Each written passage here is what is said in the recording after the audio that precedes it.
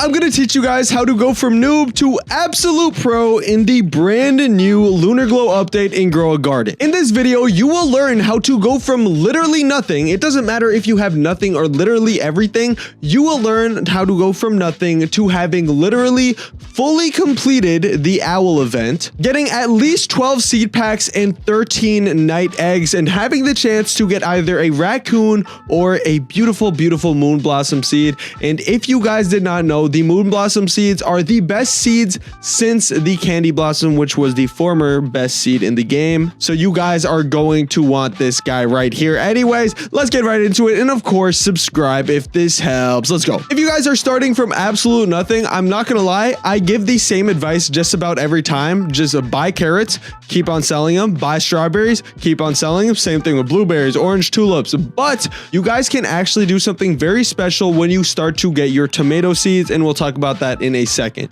But I did also want to switch it up today. I am not gonna lie, okay? If you do this method, you could be hated by some, but hey, it might work. And the method that I'm about to say is go beg for fruits. Yes, go in a server and say, please, fruits, please can I have a fruit? And someone might be nice and just give you some trash. So, like something that's trash for them might sell for 500k for you. And once you guys have 500k, you're literally absolutely set. Anyways, there is a reason I stopped and said something about the tomato seed. It is because that is the cheapest plant that is actually viable to get lunar points. And if you guys don't know what lunar points are, basically for this whole owl event, you have to get lunar points from different moonlit fruits, and moonlit is a mutation that I will tell you guys how to get earlier.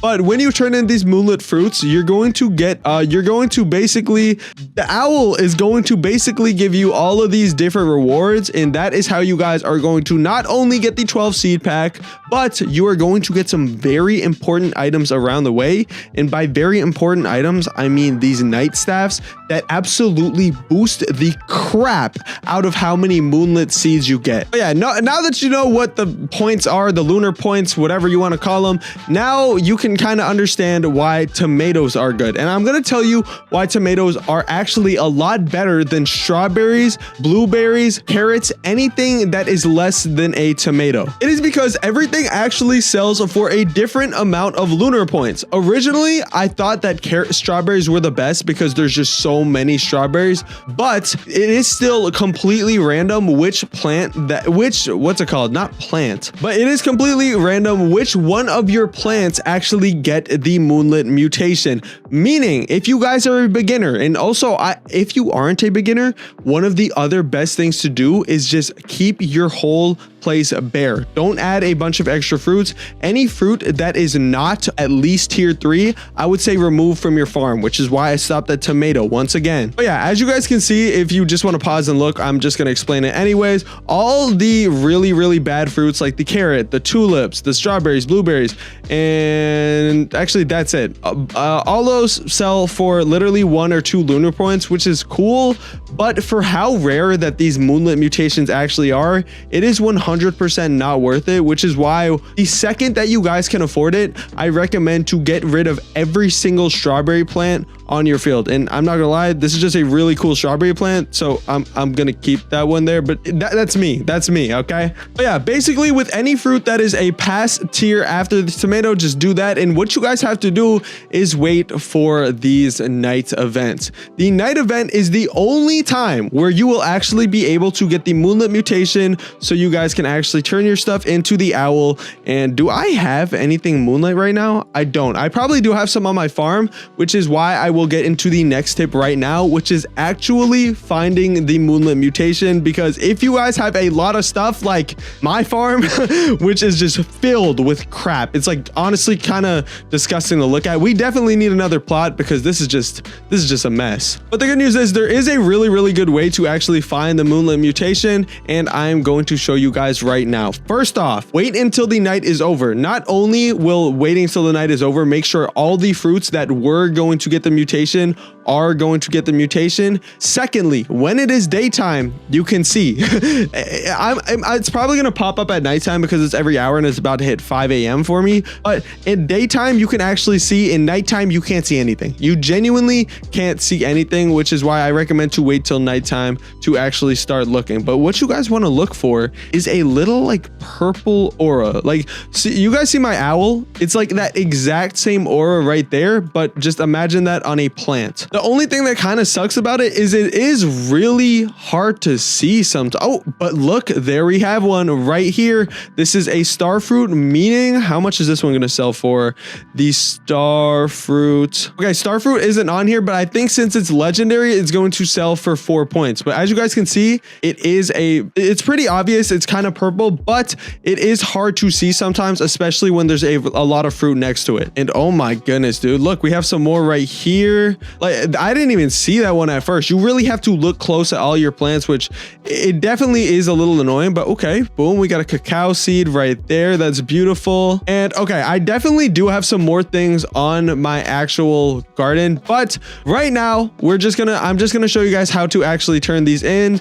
First things first, when you guys are gathering these moonlit things, before you leave your garden, make sure to favorite them in your inventory, because if you go and sell them, you're cooked. You might accidentally sell them and get 0 lunar points for it. Another thing that I recommend is you guys can actually use this search bar to literally search moonlit, and it shows you everything that is moonlit in your inventory, so you don't have to go searching around and favorite random fruits. Like, you guys are good. All you have to do is search it up, but that's just so you don't accidentally sell it. Once you guys get here, I recommend just searching up a moonlit again and getting rid of all the moonlit fruits from your favorite. Then you can literally just talk to the owl and you can say, take all of my moonlit plants. Boom, boom, boom. I got 14 lunar points, and I unfortunately do not have enough to get the egg, but it's fine. It is what it is. Eventually, you guys will get to the eggs and you will get to the seed pack. I did already get some, but I'm nowhere near done with the whole thing. I have like 170 lunar points. I did spend a ton of money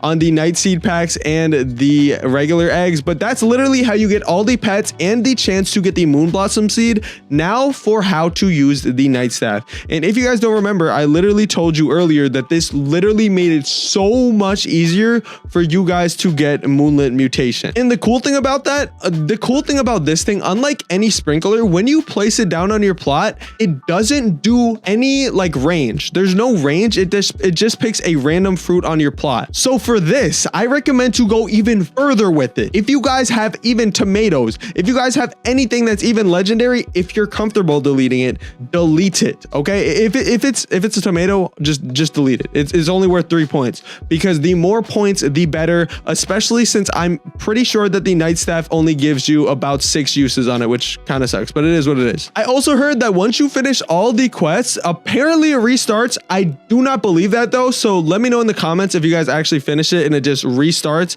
and lets you get all the eggs and the seed packs again. Don't really believe that, but I hope that is true. It would help you guys get these seeds so much faster. Anyways, if you guys get lucky and get the moonlit seed, you can sell these fruits for a lot of money, and if you use sprinklers on them, you can get millions, hundreds of millions, possibly billions from the moonlit seeds. It's not good as a candy blossom, but it is dang near as good as we'll get for now. But yeah, by the time you have a moon blossom, you're already a pro, so congratulations. Hope you guys enjoyed this video. If you did, go ahead and hit that subscribe button. I'm gonna see you guys in the next one. Peace out.